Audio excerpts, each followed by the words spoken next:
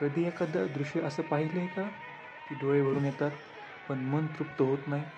मी अनुभवले जेव्हा श्री गजानन महाराज माऊली पालखी सोहळा पंढरपूरहून शेगावकडे जात असताना माझ्या बीड शहरात पोहोचला.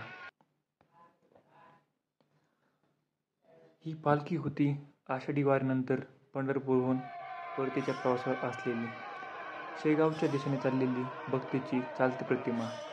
टाळ मृदंगाचा ठेक्यावर चालणाऱ्या दिंड्या आणि गणात बोतेच्या गजरात पुढे सरकणारी ती पालखी.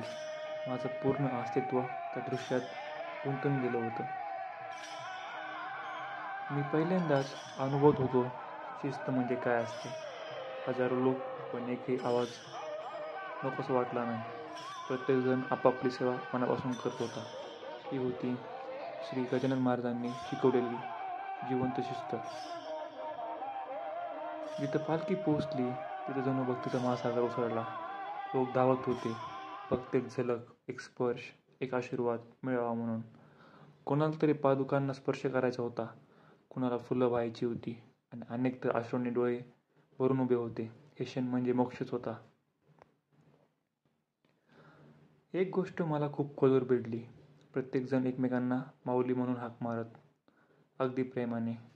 ना कुणी मोठं ना लहान, कुणाचं मन दुखवणं तर दूरच, कुणी कठोर शब्दही वापरत नव्हतं.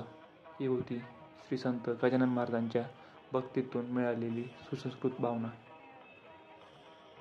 पण एक गोष्ट मनाला स्पर्श करून गेली, ती होती टाळ. त्या टाळाचा ठेका आणि त्या तालावर होणारा गजानन महाराजांचा जयघोष. तेव्हा मी समजलो, टाळ म्हणजे भक्तीचं स्पंदन आहे. पालखी चालत होती, पण फक्त रस्त्यावर नाही, तर माझ्या मनात सुद्धा. श्री संत गजानन महाराजांसाठी विठोबा म्हणजे भक्तीचं अंतिम गंतव्य. वारी म्हणजे देहाची नव्हे, मनाची यात्रा. आणि पंढरपूरची ही यात्रा शेगावच्या दिशेने परतताना माझ्या आयुष्यात एक अमूल्य अनुभव बनून राहिली. मी जितकं पाहिलं तितकं अजून पाहावंसं वाटत होतं. डोळे भरून येत होते, पण समाधान होत नव्हतं.